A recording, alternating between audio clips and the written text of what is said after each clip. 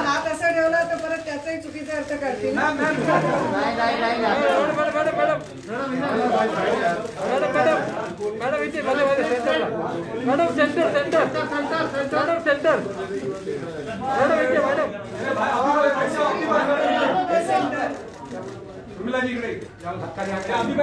मास्कमुळे अर्धे लोक ओळखायला नाही येत.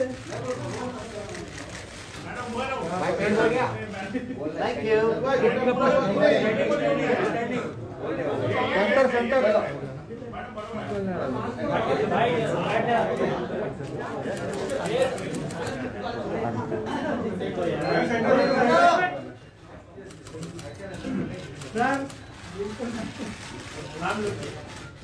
धन्यवाद.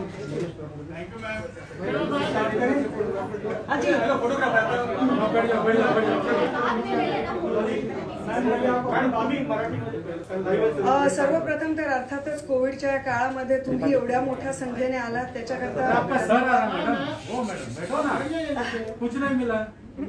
तुम्ही लोक कोविडच्या काळात एवढ्या मोठ्या संख्येने आलात त्याच्याकरता धन्यवाद द्यायला माझ्याकडे शब्द नाहीये.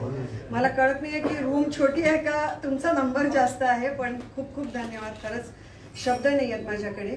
आणि सर्वप्रथम तर मी हे सांगू शकते की सांगू इच्छिते की प्रेस कॉन्फरन्स अशाकरता ठेवली की बरेच दिवस बरेच प्रश्न विचारायचे होते असं मला लक्षात आलं. त्यामुळे मला असं वाटलं एकत्रित करून ते सगळ्या प्रश्नांची उत्तरं देण्याचा प्रयत्न मी जरूर करेन. जेव्हा मी चित्रपटसृष्टीमध्ये 29-30 वर्षापूर्वी माझी कारकीर्द सुरू केली तेव्हा अत्यंत साध्यासुध्या मराठमोळ्या घरातनं आलेली मुलगी होते मी, अजूनही आहे. आणि म्हणजे माझ्या आईला मेकअपचं काहीही कल्पना नव्हती, आजही नाही आहे. पण एकच परमेश्वराच्या आशीर्वादानंतर एकच गोष्ट माझ्या बरोबर होती ती म्हणजे लोकांचा साथ. आणि मी नेहमी तेव्हाही म्हणायची की तेव्हा खूप मोठे मोठे माझ्याबरोबर आर्टिस्ट होते, पण मी नेहमी सांगायचे की मी मीडिया मेड स्टार नाही आहे, मी पीपल मेड स्टार आहे. आज मी माझ्या राजकीय वाटचालीची एक पाऊल जिथे उचलते तिथे मला एवढंच सांगायचं तुम्हा सर्वांना आणि महाराष्ट्राच्या जनतेला की ही एक अजून अवघड वाटचाल आहे आणि त्याच्याकरता त्यांचा पाठिंबा मला खूप गरजेचा आहे.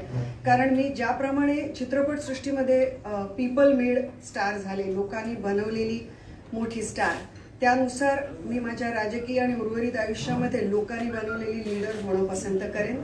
आणि आता तुमची पाहिजे. तुम्ही काँग्रेस सोडून शिवसेनेत पक्ष प्रवेश केलेला आहे. काँग्रेस, शिवसेना, राष्ट्रवादी काँग्रेस या आता सत्ताधारी पक्ष आहेत. एकाच नावेमध्ये तुम्ही आता त्याबद्दल काय सांगता? सर्वप्रथम तर मी काँग्रेस पक्ष सोडून ऑलमोस्ट 14 महिने झाले. त्यामुळे मी 14 तासाच्या आत काँग्रेस सोडल्यासारखं कृपया मला प्रश्न विचारू नका. त्याच्यात खूप प्रश्न असतो, फरक असतो जेव्हा लोक एक पक्ष सोडून लगेच दुसरा पक्ष पकडतात. पण मला असं वाटतं की खरोखरच महाआघाडी सरकारने वाखाणण्यासारखी कामगिरी केलेली आहे. कारण का गेल्या नोव्हेंबरमध्ये आता 1 वर्ष झालं, म्हणजे डिसेंबर, जानेवारी, फेब्रुवारी अक्षरशः 3 महिने या सरकारला नॉर्मल महिने ज्याला म्हणतात ते मिळाले. आणि अतिशय महाराष्ट्राच्या कठीण कालावधीमध्ये म्हणजे सर्व प्रकारचे अतिशय मुश्किलाताचे दिवस महाराष्ट्राने बघितले. याच्यात अर्थात कोविड होतं, त्यानंतर ओला दुष्काळ होता, आपलं चक्रीवादळ होतं, त्यामुळे शेतकऱ्यांचे प्रचंड हाल आणि त्यांच्याकरता गेलेला एक प्रचंड खूप कठीणाईचं काळ होता हा. त्यामुळे सर्व प्रकारच्या दुर्दम्य अशा समस्यातनं जात होतं महाराष्ट्र प्रदेश आणि त्यामुळे सरकार सुद्धा. आणि ह्या सगळ्यामध्ये त्यांनी एक वाखाणण्यासारखी कामगिरी केली आहे, ह्याच्यात प्रश्नच नाही. मी शिवसैनिक म्हणून आलेली आहे आणि मी शिवसैनिक म्हणूनच काम करायला आलेली आहे. तुम्हाला विधान परिषदेचं आमदार पद दिलेले राज्यपाल नियुक्त मला दिलेलं नाही हो. असं देणार ते कधी देतील तेव्हा देतील. आता सांगा तुम्ही. पण मला माझं नाव जरूर सजेस्ट केलं गेलेलं आहे. आणि मला तुम्हाला नम्रपणे हेही सांगायला आवडेल की मी माझ्यावरती आत्ताच्या आत्ता पक्ष जॉईन करण्याची कुठल्याही प्रकारची सक्ती किंवा काही प्रकारची गोड सक्ती नव्हती. पण मला असं वाटलं नाही की माझं नाव म्हणजे MLC मिळणं हा या सगळ्या मोठ्या वाटचालीचा एक छोटासा पहिला टप्पा असेल. त्यामुळे मुळात मला काम करण्याची इच्छा असल्यामुळे मी शिवसेना प्रवेश आज केलेला आहे.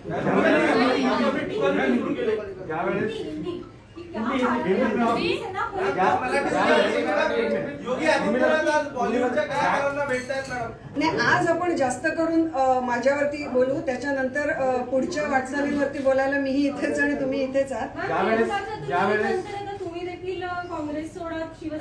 नाही, मला असं वाटतं की दोन व्यक्तींचे जे प्रवास असतात ते कारण त्या दोन व्यक्ती एका काय म्हणतात ते एका पक्ष सोडून दुसऱ्या पक्षात येतात म्हणून ते त्यांचे प्रवास त्यांना एकत्र जोखणं चुकीचं ठरेल.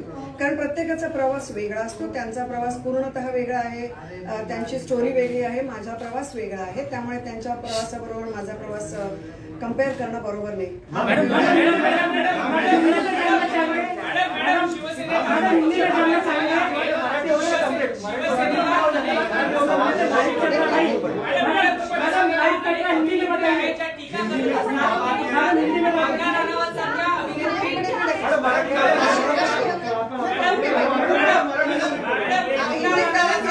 बातम्या करते बोला.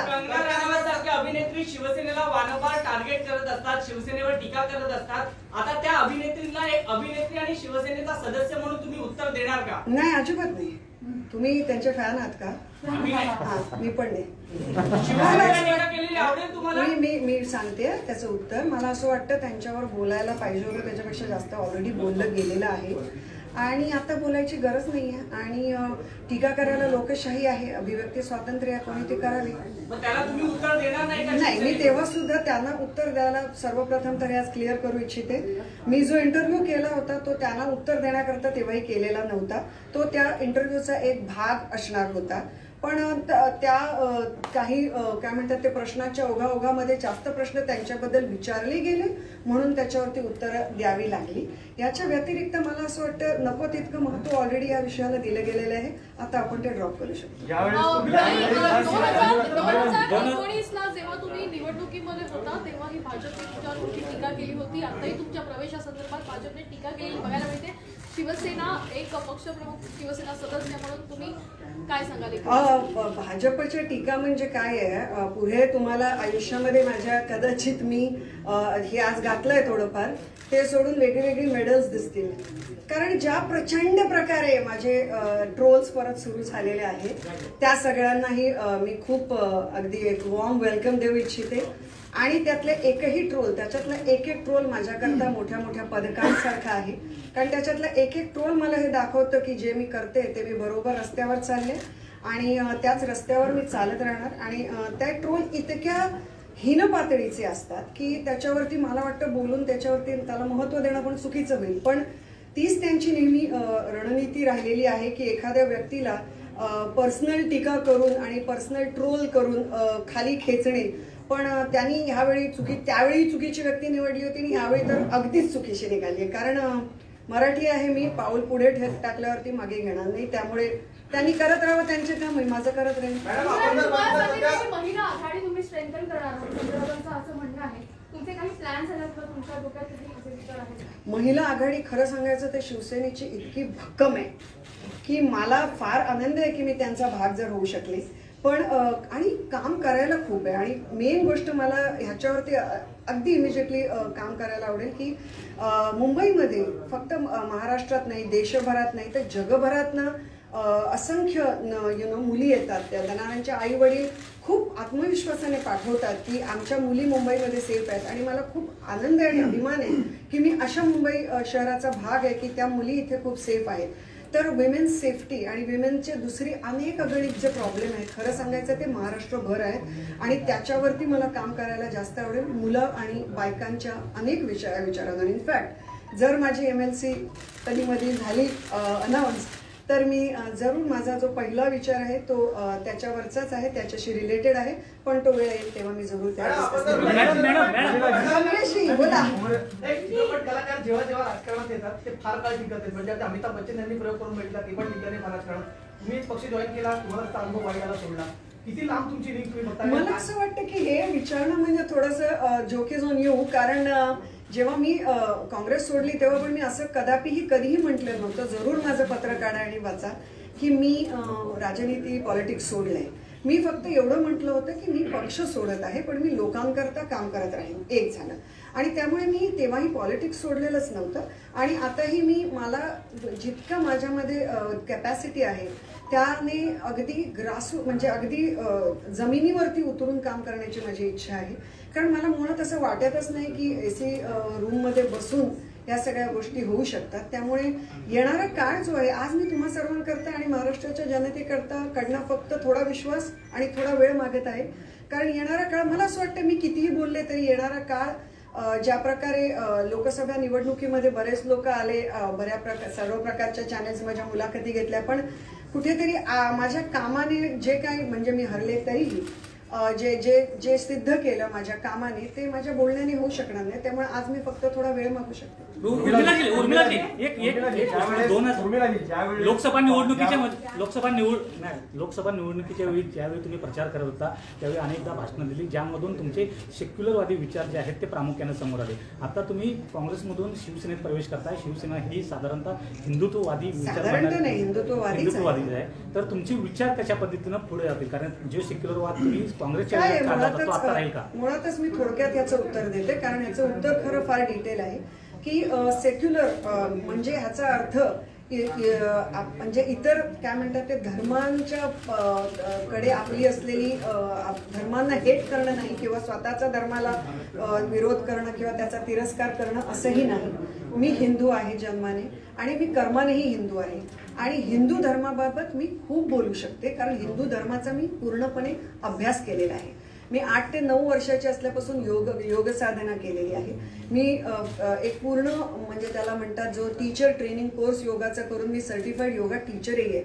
या सर्व गोष्टींवरती आतापर्यंत बोलायची गरज वाटली नाही, कारण का मला असं वाटतं की आपला जो धर्म असतो तो जसा देव कसा मंदिराच्या गाभाऱ्यात असतो तसा आपला धर्म हा आपल्या अत्यंत मनातला, हा अत्यंत आपल्या जिव्हाळ्याचा, आस्थेचा असा विषय असतो आणि तो दरवेळी वेशीवर उभं राहून त्याचा ओहापोह करण्याकरता वापरण्याची मला गरज वाटली नाही.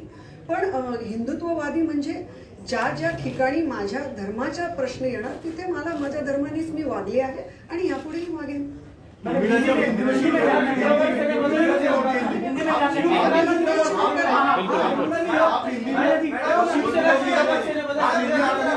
योगी आदित्यनाथ बॉलिवूडच्या कलाकारांना उद्या भेटणार आहेत. आपली यावरची काय प्रतिक्रिया? कारण आपण सुद्धा बॉलिवूडमधून त्यांचं स्वागत आहे. महाराष्ट्र नेहमीच आपल्या अतिथींचं जास्त स्वागत करण्यामध्ये नेहमी कधीही मागे राहिलेला नाही. आम्ही त्यांना जय महाराष्ट्र सांगू शकतो.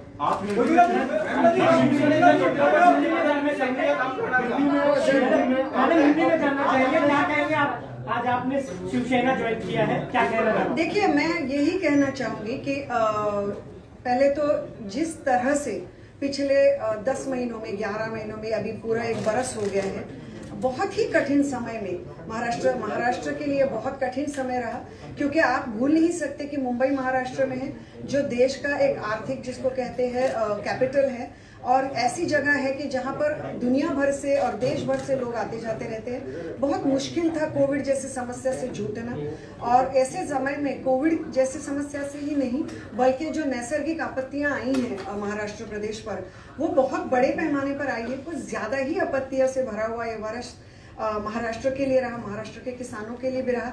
एक बहुत ही जबरदस्त कामगिरी मुझे लगता है महाआघाड़ी सरकार ने की है, और उसमें बहुत बड़ा हाथ उद्धव जी का रहा है। और उद्धव जी एक सीएम के तौर पर उन्होंने इतनी बढ़िया तरह से महाराष्ट्र को संभाला है, अपने साथ लेकर चले हैं। जहाँ पे ज़रूरत होती है वहाँ पे वो अपनी स्ट्रेंथ दिखाते हैं, जहाँ पे ज़रूरत होती है वहाँ पे वो घर का जैसे कोई बड़ा सदस्य आकर हमसे और आपसे बात करते हैं उस तरह लोगों को समझाते भी हैं। तो मुझे लगता है जिस तरह उन्होंने महाराष्ट्र को खूबसूरती से संभाला है वो देखकर मैं बहुत प्रभावित हूँ और इसलिए मैं चाहती हूँ कि ऐसे नेतृत्व में मैं जरूर काम करूँ। पार्टी की तरफ से किसने आपको अप्रोच किया? क्या रश्मि ठाकरे जी का कोई भूमिका आपको साथ में रखने में, सुगंधन मानने में कुछ बातचीत हुई और कुछ आपको रखा? रश्मि जी हैं और फिर बहुत सारे लोग उनके साथ हैं, लेकिन मुझे कॉल दरअसल उद्धव जी से भी आया और उद्धव जी ने मुझे बहुत ही खूबसूरत बात कही जब MLC की बात हुई। उन्होंने मुझे कहा, पहले मैं मराठी में कहना चाहूँगी की आपली जी विधान परिषद आहे महाराष्ट्राची परंपरा इतकी मोठी आहे की त्याच्यामध्ये महाराष्ट्राच्या विधानसभेचा सामाजिक आणि सांस्कृतिक दर्जा वाढावा अशी माझी मनोमन इच्छा आहे। कारण का ही जी परिषद या ज्या जागा आहे, ही जी भवनं आहेत, त्याच्यात जायला लोकांना खूप मोठा प्रवास करावा लागतो, तर त्याची तिथले जे बोलणं होतं त्याचा कुठेतरी दर्जा खूप मोठा वाढला पाहिजे आणि त्याच्याकरता तुमच्यासारख्या लोकांची गरज आहे। तर ये सोच ही पहले मुझे बहुत बढ़िया लगी कि उन्होंने कहा कि विधान परिषद जैसी जगहों पर बहुत ज़रूरी है कि महाराष्ट्र जैसा प्रदेश जो अपने आप में सांस्कृतिक और सामाजिक मूल्यों पे हमेशा आगे रहा है, ऐसे मूल्यों को आगे रखना बहुत ज़रूरी है और इसलिए कहीं ना कहीं उन्होंने मेरे बारे में सोचा। इसके लिए मैं अपने आप को बहुत खुशनसीब समझती हूँ। जब आपने कांग्रेस से रिजाइन किया था तब आपने कहा था कि आपके साथ दुर्व्यवहार हुआ है, आखिर ऐसी कौन सी बात थी जिसकी वजह से आपको कांग्रेस छोड़ना पड़ा और 20 महीने के अंदर आपकी ये दूसरी पार्टी है? नहीं, मेरे साथ दुर्व्यवहार हुआ है ऐसे नहीं मैंने कहा था। मैंने ये कहा था कि कांग्रेस में जब मैंने कैंपेन किया था तो जिस तरह की कुछ चीजें होनी चाहिए थी वो उस तरह से हुई नहीं है। इस तरह से आज भी मुझे कांग्रेस की तरफ कोई भी अलगाव या कोई भी मुश्किल या कोई भी ये नहीं है। और यहाँ पर लोग क्या करते हैं, पार्टी में रहकर भी पार्टी की बुराइयां करते हैं और बल्कि ज्यादा बुराइयां करते हैं पार्टी में रहकर। विधानसभा के चुनाव आने वाले थे तो भले ही मेरे ऊपर बहुत उस वक्त लांछन लगे, लेकिन मैंने पार्टी के ऊपर मैंने किसी भी तरह का कोई इंटरव्यू इसलिए नहीं दिया क्योंकि मैं पार्टी के बारे में कोई भी नेगेटिव चीजें ना बोलना चाहती थी ना फैलाना चाहती हूँ। आज भी मुझे सोनिया जी और राहुल जी के बारे में रिस्पेक्ट है और महाराष्ट्र प्रदेश में कहूँ तो बाला साहेब थोरात जी जैसे बहुत ही एबल उनको वहाँ पे जो महाराष्ट्र प्रदेश में मराठी और हिंदी में कसरत थोड़ी मुश्किल हो जाती है, बहुत बेहतरीन लीडर है अपने आप में। सो अभी मुझे नहीं लगता ये सारी चीज़ें मायने रखती हैं क्योंकि एक बरस से ज्यादा वक्त जब इंसान उस पर गुजरता है तो मतलब मुझे लगता है कि अपने आप में कोई वजह नहीं होगी। विचारधारा समाजवादी या एक सेकुलर सोच रही है, पिछले चुनाव में आपके भाषण हमने सुना, लेकिन बात जब शिवसेना की आती है तो हिंदुत्ववादी पार्टी की छवि है शिवसेना की, आप इस पार्टी में कैसे एड्रेस करेंगे? मुझे ऐसे लगता है कि आप छवि जो भी हो और आप बातें जो भी करें, अंत में बेहतरी इसी में होती है जिसमें लोगों का भला होता है। तो मैं आप लोगों से पूछना चाहती हूँ कि जो एक बरस का आपने शासन देखा है महाराष्ट्र में, क्या आपको ऐसे नहीं लगता कि इस शासन में किसी भी तरह के लोगों को स्पेशल ट्रीटमेंट या किसी भी तरह के लोगों को कम ट्रीटमेंट, इस तरह का कोई दुर्व्यवहार महाराष्ट्र में हुआ है और ना ही वो आगे चलकर होगा? इसकी मुझे पूरी मुझे उसमें उम्मीद है, नहीं मुझे क्या कहते हैं उसको, आई am sure about it. And मुझे लगता है आज के वक्त में वो ज़्यादा महत्वपूर्ण है। और मेरा जो हमेशा सोचना था वो लोगों के प्रति था। जब मैंने इंटरव्यूज भी इसके पहले किए और कुछ चीज़ों पर बोली, तब भी मैंने यही कहा कि मैं किसी के खिलाफ बातें नहीं कर रही हूँ, मैं महाराष्ट्र के लोगों के लिए बात कर रही हूँ। इसमें बहुत फ़र्क होता है, नेगेटिव वर्सेस पॉजिटिव आउटलुक रखने का फ़र्क होता है। और ये आउटलुक डेफिनेटली शिवसेना में अब सत्ता में आने के बाद किस तरह लोगों से बिहेव करते हैं, किस तरह से उन्हें प्रशासन देते हैं, बहुत मायने रखता है। और मुझे लगता है उसमें शिवसेना बहुत बड़े पैमाने पर खरी उतरी है लोगों के एक्सपेक्टेशंस पे।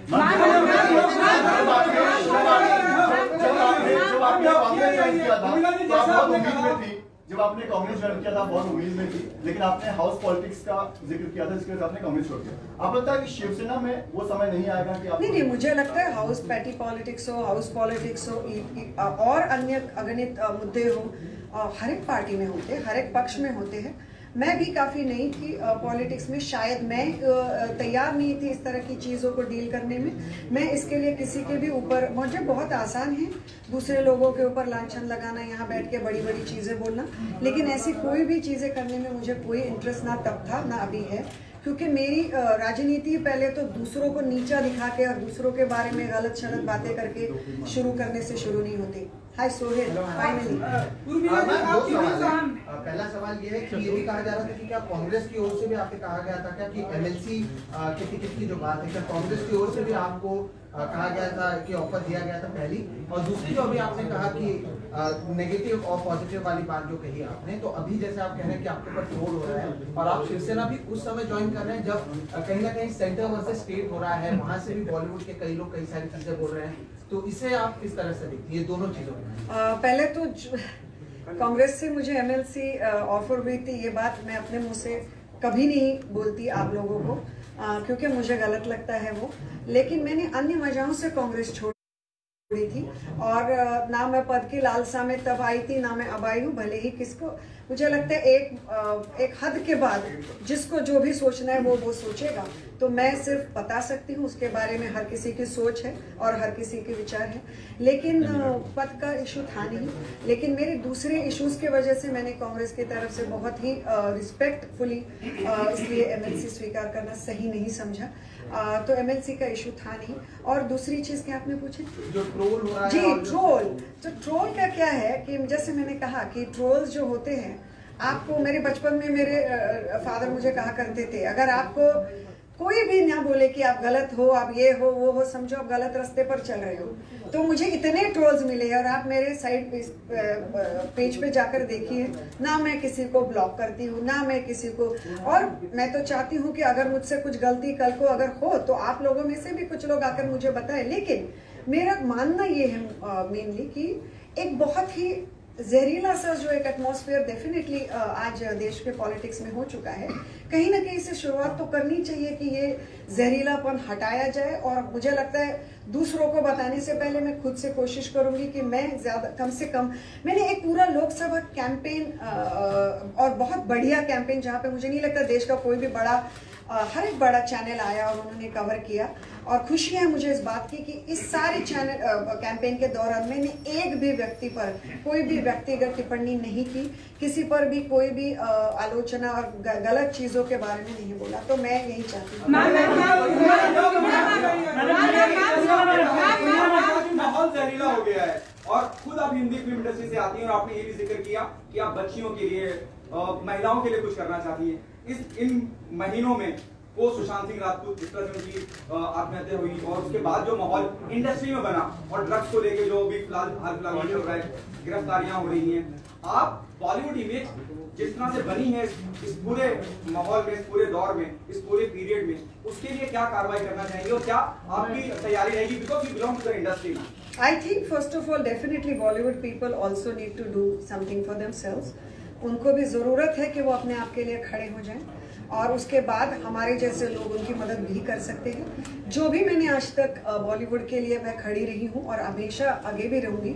मुझे पहले भी पूछा गया था कि ये लोग क्यों नहीं बात करते, क्योंकि उनकी वो बहुत वल्नरेबल पोजीशन में होते हैं। ये समझते हुए भी मुझे ऐसे लगता है कि बहुत बड़े पैमाने पर बॉलीवुड को गलत लाइट में दिखाने की कोशिश की गई। बहुत बेइंतहा कड़ी मेहनत का काम होता है और बहुत ज्यादा करोड़ों पैसे लगे होते हैं और वो मेहनत वाले लोग होते हैं। और बॉलीवुड लोग मतलब 4-5 स्टार्स नहीं होते जिन्हें शायद आप पसंद करें ना करें। आज बहुत सारे लोग हैं जिनको मैं पसंद नहीं करती, लेकिन अगर उनकी फिल्में बैन करो, अगर ये ट्रेंडिंग हो रहा है तो वो गलत है और वो मैं गलत बोलकर ही रहूंगी।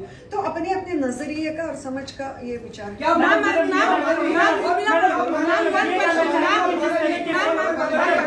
जिस तरीके से ये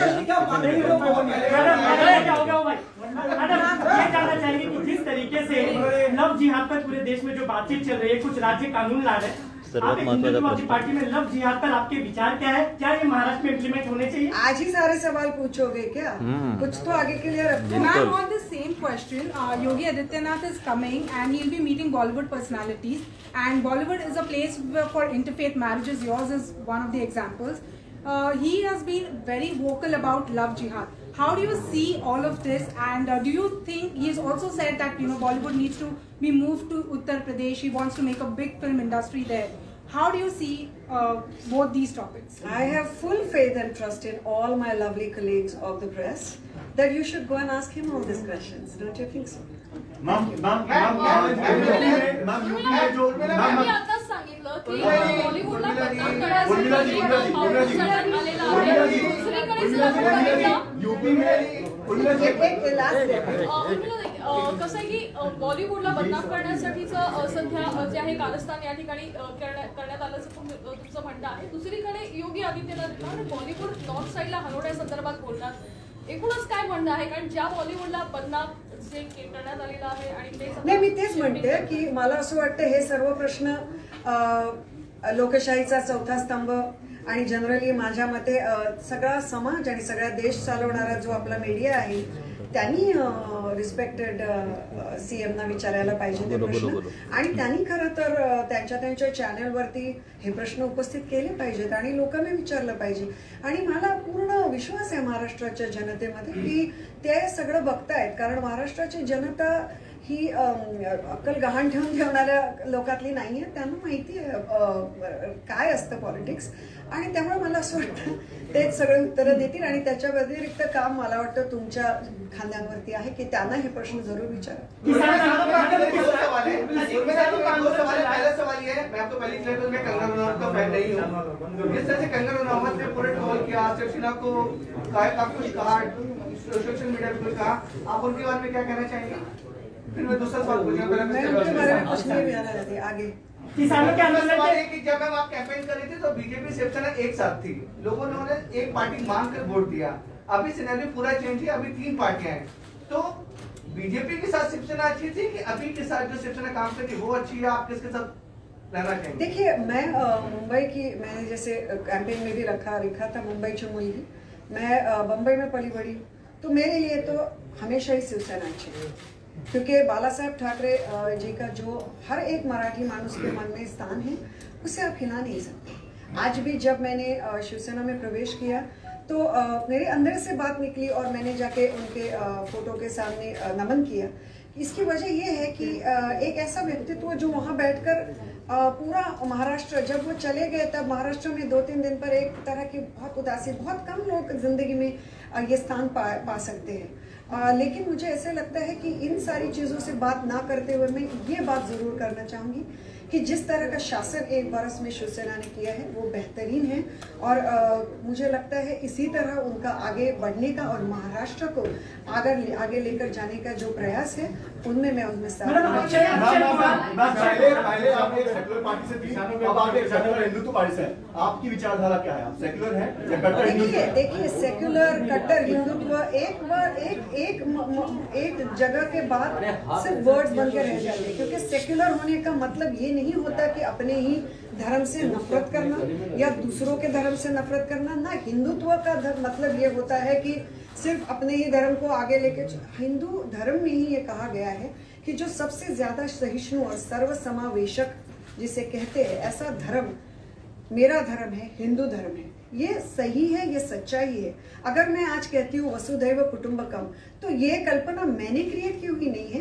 ये जब से हिंदू धर्म है, जब से यहाँ ये जो भारत देश है, इसमें सिर्फ धर्म नहीं, इसमें बहुत बड़ा आध्यात्मिक एक हमारा बैकग्राउंड रह चुका है.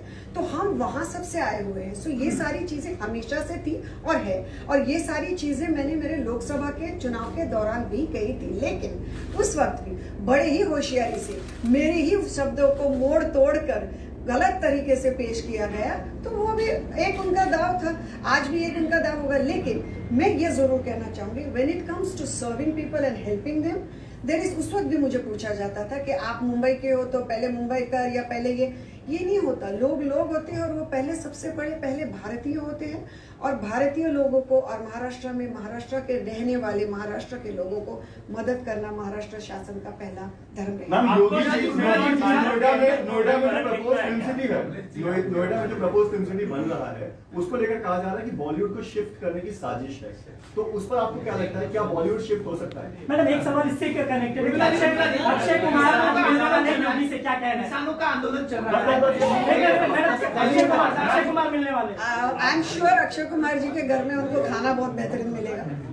मैं क्या कहूँ, आप ये अक्षय जी से पूछे कि उनका कैसे रहा. एक मिनट. अब दूसरी चीज, ये बॉलीवुड शिफ्ट वगैरह करने का तो भैया अभी क्या है कि ये चीजें आपने उनको पूछनी चाहिए जो अगर कल को उनकी फिल्में ले जाकर वहां पर. बॉलीवुड मतलब क्या है, एक वर्ड है, लेकिन अपने आप में एक ऐसी इंडस्ट्री है कि जो मुंबई से अपने खून से, अपने नर्व से एक बेहतरीन नाते से जुड़ चुके हैं। तो मुझे नहीं लगता हिंदी फिल्म इंडस्ट्री और मुंबई सिटी ये दोनों चीज़ें अलग होने की संभावना है। बाकी चीज़ें तो होती रहेंगी। बाकी मुझे पूरी उम्मीद है कि यूपी का भी फिल्म सिटी बहुत बढ़िया बनेगी और मेरी उसके लिए बहुत सारी शुभकामनाएं हैं।